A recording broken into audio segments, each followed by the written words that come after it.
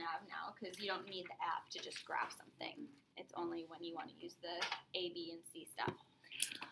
All right. So last class we looked at just reflections and translations. And so today we're going to look at stretches and shrinks. We will also call these compressions. That's a little bit more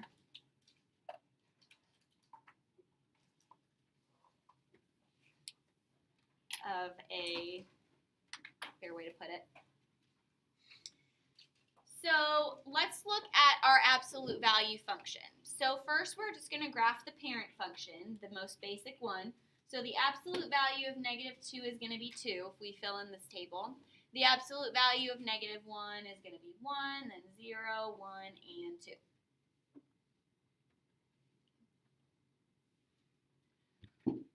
So when I graph the parent function, -2, 2 would be here, -1, 1, 0, 0, 1, 1, and 2, 2.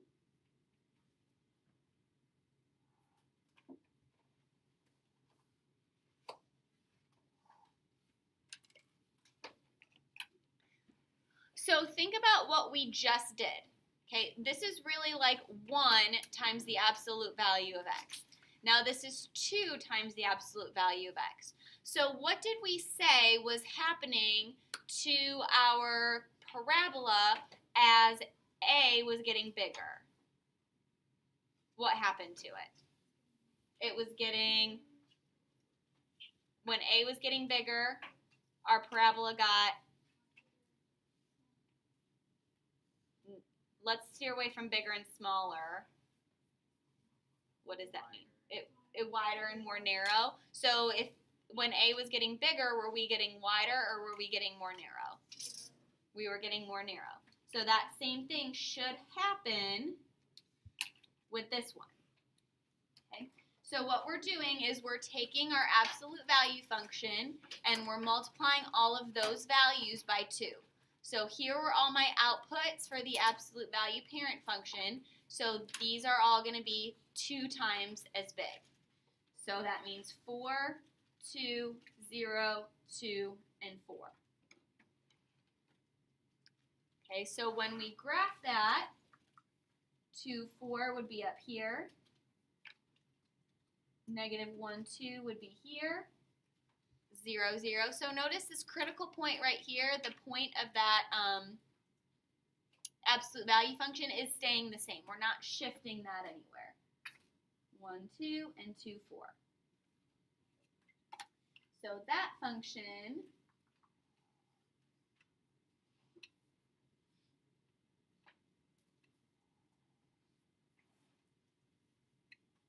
would look like that. So the same thing happened. It got more narrow. This right here is called a vertical stretch. Okay, so think about what you do yourself when you stretch. When you get up in the morning and you get out of bed and you go like this, right? You're making yourself taller by doing that. When you're stretching yourself out. So when you're stretching a function, you're taking these y values and you're stretching them up. You're pulling them up so everything is getting more narrow. Okay? On the flip side, let's look at something like this. You're multiplying now everything by 1/2. So we go back to the outputs of our parent function. This is telling me now that every y value is going to be half as big. So half of 2 is 1. Half of 1 is 1/2. Half of 0 is 0. And then that's going to be 1/2 and 1.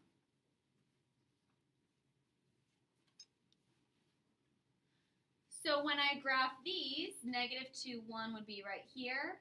Then -1, 1/2. 0, 0, 1, 1/2, and 2, 1.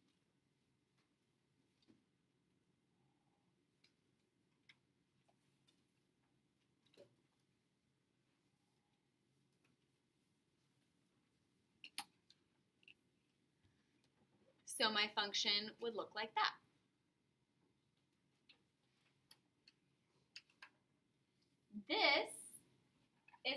called a vertical compression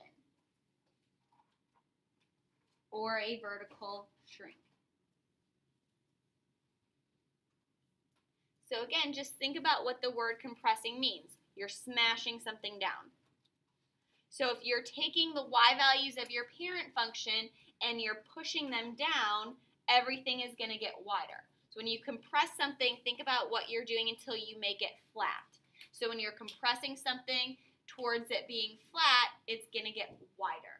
So stretching makes it narrower. You're making your body more narrow. Compressing, you're picturing something getting flat. It's called a vertical compression. This value that you multiply by is what tells you what you're doing. As k gets bigger, we're going to call this number just k, that's just the factor. As k gets bigger, you're stretching taller and taller and taller and taller. So everything's getting more narrow. When this number is getting smaller, you're going flatter and flatter and flatter and flatter until eventually you get to 0. So you're compressing it down. So this is a much more visual type of lesson. You have to be able to think, all right, my numbers are getting bigger, so I'm getting taller, so everything's getting more narrow. My numbers are getting smaller, so everything's getting flatter, being compressed down. Okay? So again, just copy that down in words. So we've got a vertical stretch.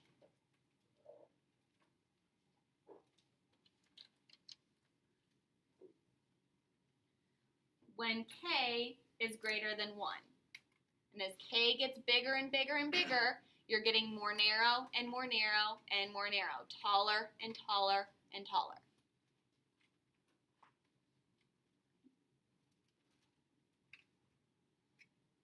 And we'll be looking at a vertical compression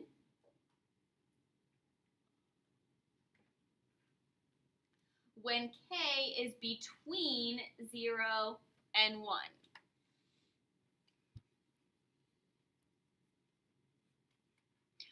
We don't want to say when k is less than 1, because what if k was like -2?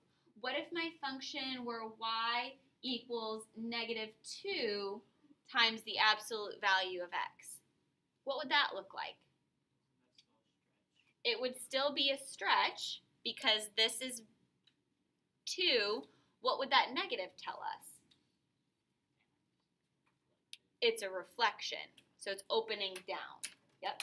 So whenever you see a negative number, that's two things. So you want to look at each piece individually. So the way we would describe this is we would say that this is a vertical stretch because k is bigger than 1. A vertical stretch by a factor of 2. You have to have this part when you are describing a vertical stretch or compression. Just like when we would do translations, we didn't just say it was a shift. You said it's a shift, and then you gave me the number of units and the direction, right? So just like this one, you can't just say it's a vertical stretch. You have to say by how much. So a vertical stretch by a factor of 2, and then this negative means that it's flipped. So this would be a reflection over the x-axis.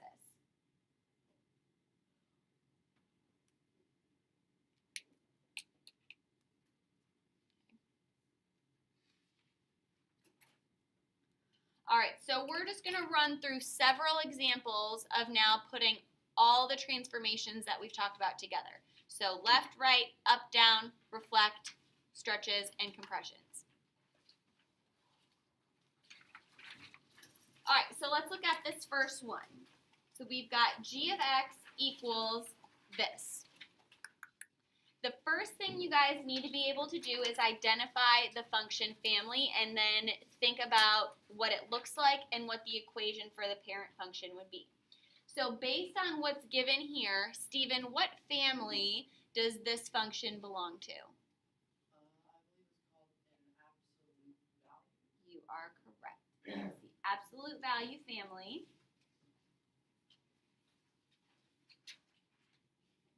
And so this would be the equation of the parent function, as basic as it can be. Okay, so after you can picture that or write down the equation, then you can look back up to the transformation to see, all right, how many things have changed? And we should be able to count and then make sure we have that same number of descriptions. So, Andy, when we look at all the differences between this and this, how many differences do you see?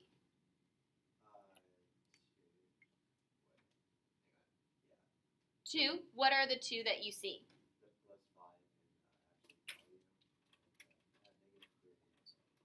Is there anything else that's different? There's also a negative. So there's 3 changes. So when we go and write our description, we should have 3 things that are happening. Okay? Olivia, what's one of those things?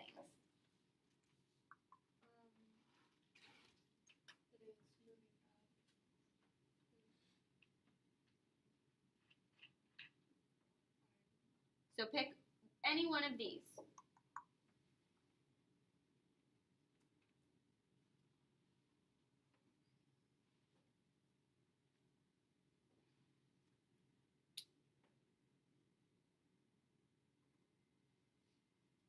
Stuck? Yeah. Who can help her out? Ani, tell me one thing. It's the negative is always opposite. So if our absolute value function normally opens up, negative means opposite, so we're going to open down, so it's a reflection over the x-axis.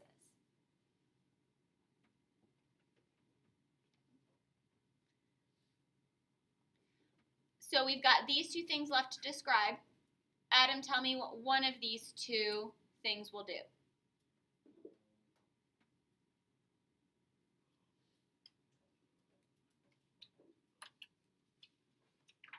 If we're adding or subtracting, we're going to go down 3. Okay, so outside means you're changing your y. So on the inside, that means that we're moving along the x-axis. So think about what that direction that would be. So Haley, can you tell me what direction that's going to move us? Left. Good. We're really subtracting negative 5. That's how it became positive in there. So we're going to the left 5.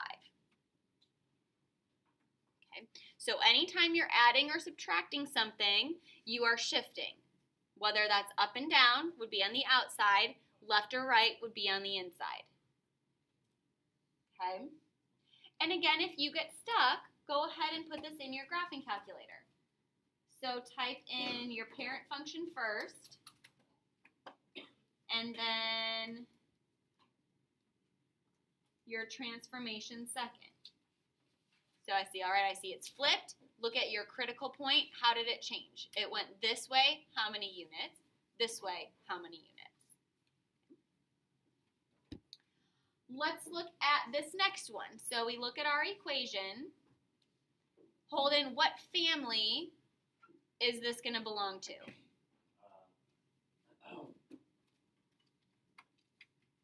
Linear. Why do you say linear? Absolute. Do you see an absolute value sign? No. No. What's the other one? Starts with a Q. Quadratic. Quadratic.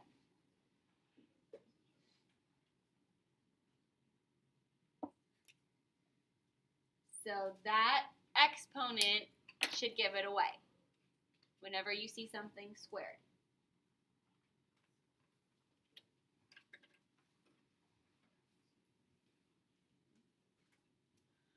So now when we look at what's happening compared to our parent function, we want to look at how many changes we see.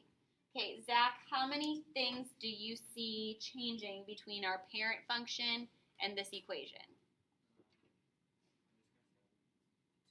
You think 2? So 1, 2, I would agree with you.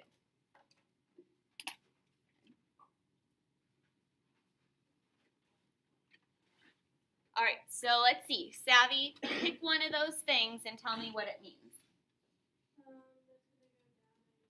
It's going to go down, well, it would just go down 6.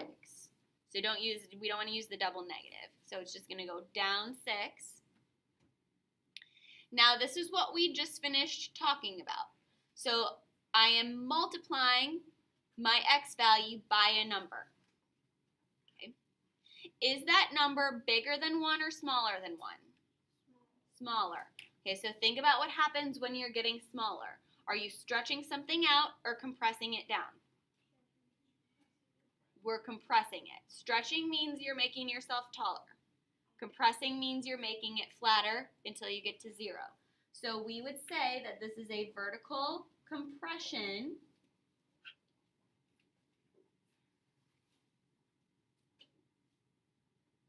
by a factor of 1/2.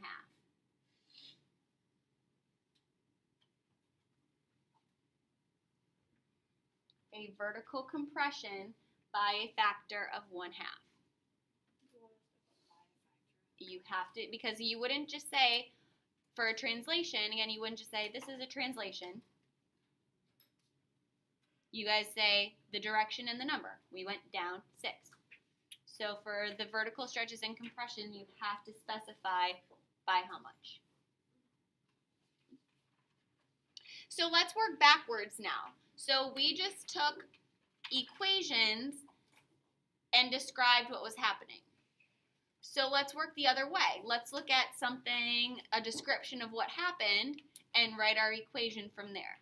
So this is where you guys have to know where the changes are happening. So this is the function that I'm starting with. F of x equals the absolute value of x.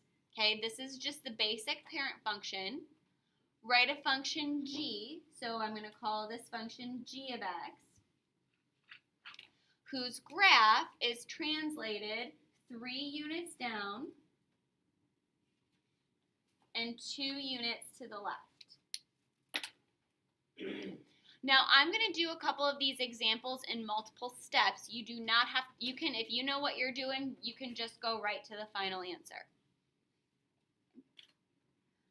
Alright, so if I'm thinking about moving up and downs along the y-axis, would I be changing something on the inside of this function or the outside of that function? If I'm moving up and down, inside or outside? If I'm going up and down, am I changing on the inside or the outside? I'm changing on the outside. If I'm going to the left or right, I'm changing along the x-axis, so I'm changing on the inside. I'm changing this x value in here.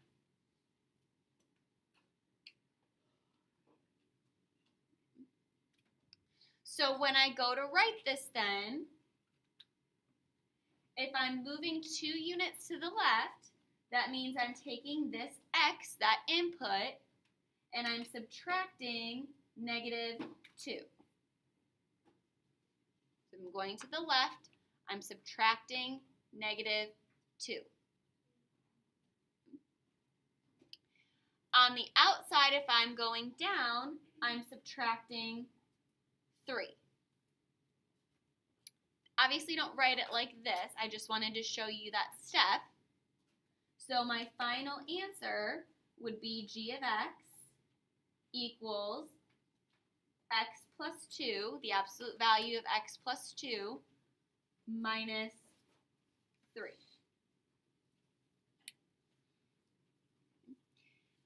And if you're not sure, check it on your calculator. Type in your parent function, type in what you got as your answer, and make sure this happened. Make sure you went down 3 and to the left 2. If you didn't do that, then you did something wrong and you can fix your answer. If we look at this one, it says using f of x equals x, so again that's just our basic parent linear function because x is just being raised to the first power. Write a function g whose graph is a vertical stretch by a factor of 2 and a translation 4 units down.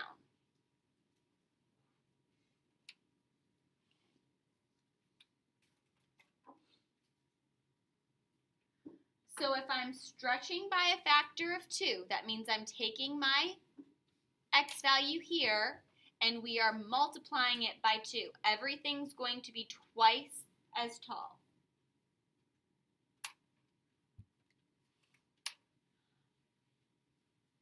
And then if I'm going down 4, what would I do from here? Minus 4. So I'm not changing the x.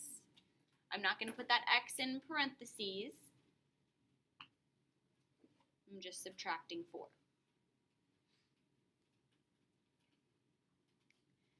This last one is a little bit different because I'm doing a transformation of another transformation. So both of these, I was transforming the parent function. Now I'm looking at this. So here's where I'm starting. What did I do from here? So let's do this one in a couple of steps. So using f of x equals x plus 3, absolute value of x plus 3 plus 1, write a function g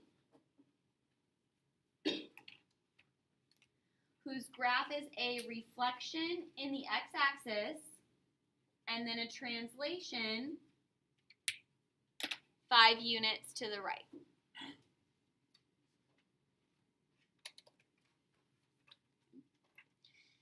So we're not transforming again the parent function, we're transforming this.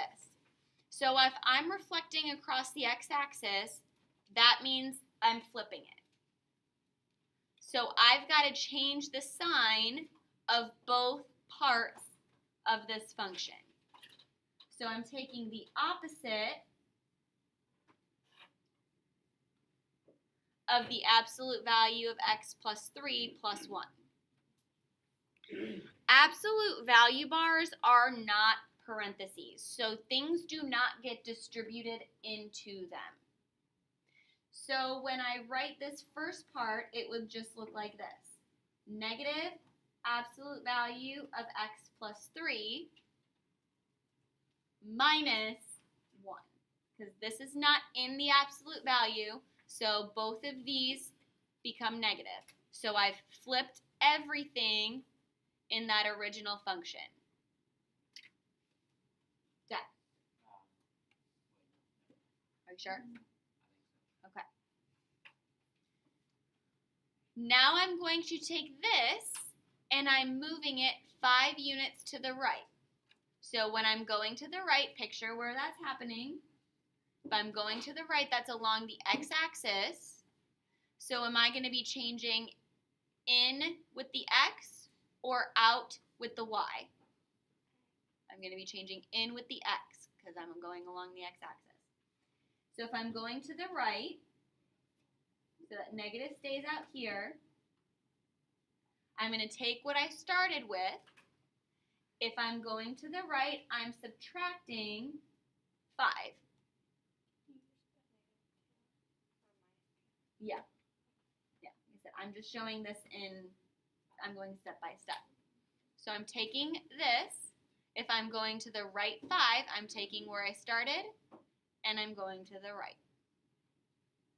So my final answer after I simplify everything would be negative absolute value of x minus 2